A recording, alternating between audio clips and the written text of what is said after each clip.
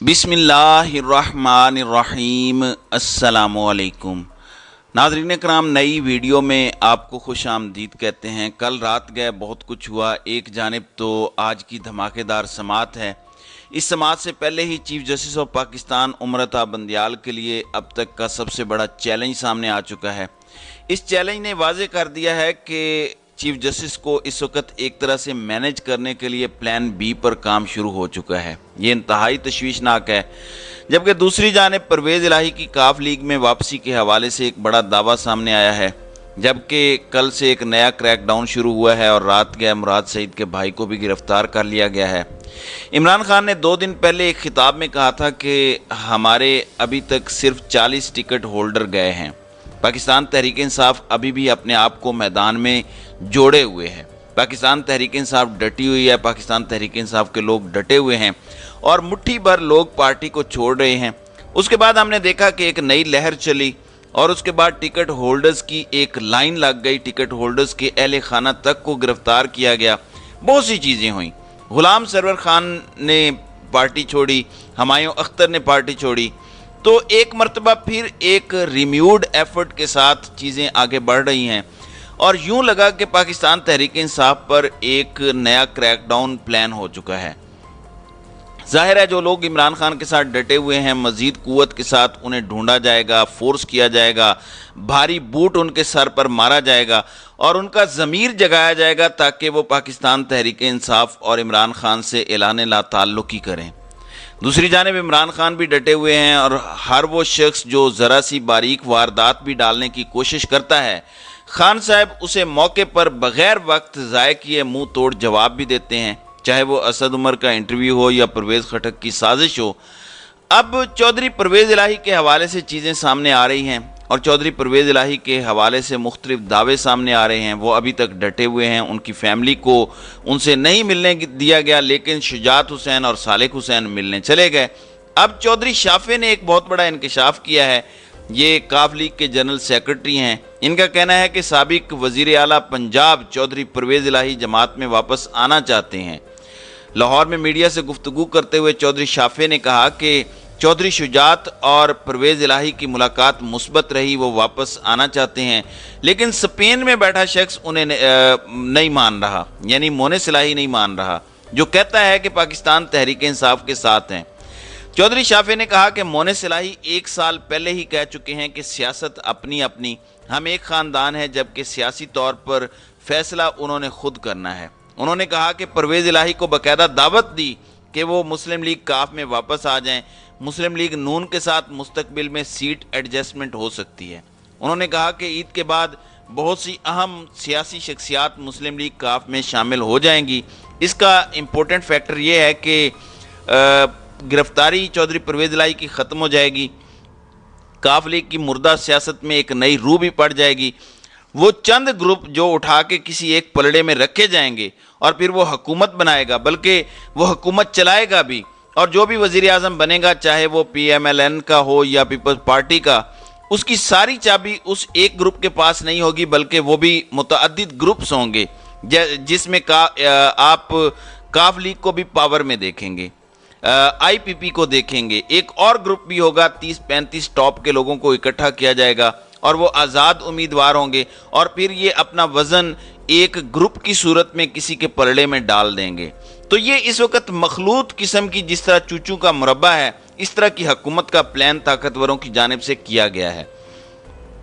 دوسری جانب ناظرین کرام، کریک ڈاؤن جاری ہے اور مراد سعید ہٹ لسٹ پر ہیں۔ مجھے ذاتی طور پر لگتا ہے کہ جتنے ایفرٹس اس وقت مراد سعید کی گرفتاری کے لیے ہو رہے ہیں، ان ایفرٹس کو اگر دیکھا جائے تو اس وقت اگر نمبر 1 پریورٹی ہے عمران خان کے علاوہ کسی اور بندے کو پکڑنے کی، کسی ایک بندے کے لیے تمام تر آپشنز بند ہیں، ناقابل معافی جن کے جرائم کو سمجھا جاتا ہے، جن کے لیے پریس کانفرنس کا آپشن بھی موجود نہیں ہے، مراد سعید اس فہرست میں سر فہرست ہیں۔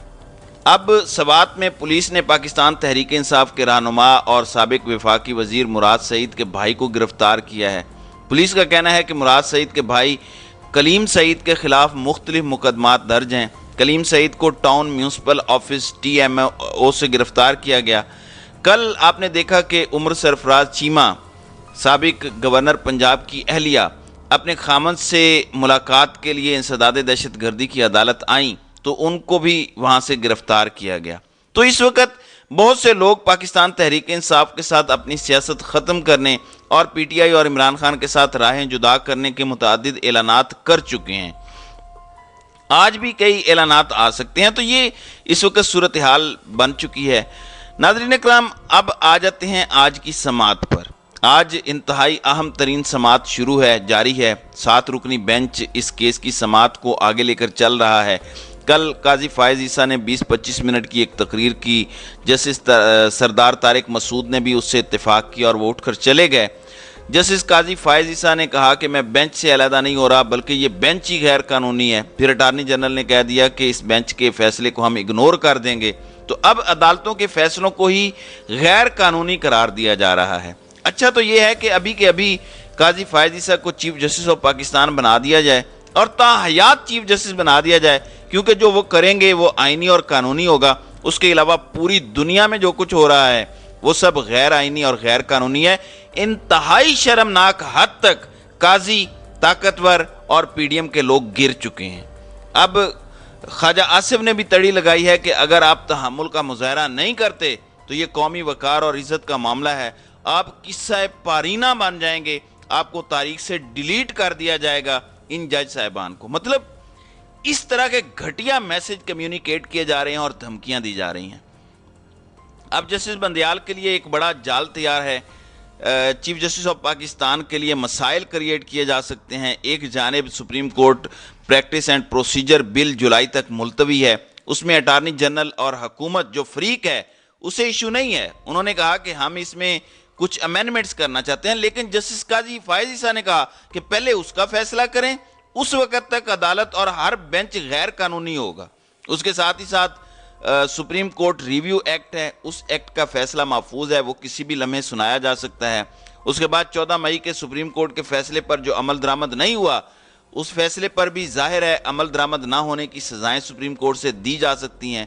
بہت کچھ اس وقت چیف جسٹس عمر عطا بندیال کے ہاتھ میں ہے اور یہ ساری چیزیں پائپ لائن میں ہیں۔ اس کے ساتھ ہی ساتھ بندیال نے ایک نیا کٹا بھی کھولا ہے۔ فوجی عدالتوں میں سویلین کے ٹرائل کے حوالے سے جس طرح چیزیں چیف جسٹس لے کر چلے ہیں، واضح اشارہ دے رہی ہیں کہ آنے والے دنوں میں صورتحال مزید کشیدہ ہوگی۔ اس وقت فیصل واڈا نے انتہائی خطرناک انکشاف کیا ہے اور خطرے کی گھنٹی چیف جسٹس آف پاکستان کے لیے بجا دی ہے۔ انہوں نے کہا کہ فیصلہ اگر آرمی ایکٹ کے خلاف آیا تو فوج روند ڈالے گی۔ اب ان الفاظ پر غور کریں، اگر فیصلہ آرمی ایکٹ کے خلاف آیا یا پھر سویلین کے فوجی عدالتوں میں ٹرائل کے خلاف آیا تو فوج روند ڈالے گی۔ یہ بڑی عجیب سی تڑی لگائی ہے۔ کس کے بیہاف پر تڑی لگائی گئی ہے؟ سوچنے کی بات ہے۔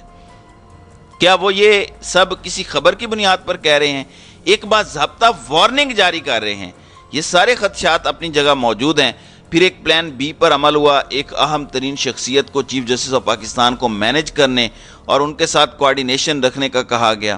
اس اقدام کے بعد سب کو لگ رہا ہے ٹاپ لیول پر کہ وہ اہم ترین شخصیت جو ہے وہ فیل ہوئے اور انہوں نے وہ ایفرٹ نہیں کی جو انہیں کرنا چاہیے تھی۔ اب یہ بھی کہا جا رہا ہے کہ معاملہ چیف جسٹس آف پاکستان تک نہیں رکے گا، نہ صرف چیف جسٹس کو فکس کیا جائے گا اگلے 3-4 ہفتوں میں، بلکہ اس اہم شخصیت جس کے حوالے سے یہ کہا جا رہا ہے کہ انہوں نے یہ والا معاملہ صحیح طریقے سے مینیج نہیں کیا، انہیں بھی سزا دی جائے گی۔ اس سے زیادہ میں اس خبر کو بیان نہیں کر سکتا کیونکہ ہمارے بھی پر جلتے ہیں، ہمیں بھی غائب کیا جا سکتا ہے۔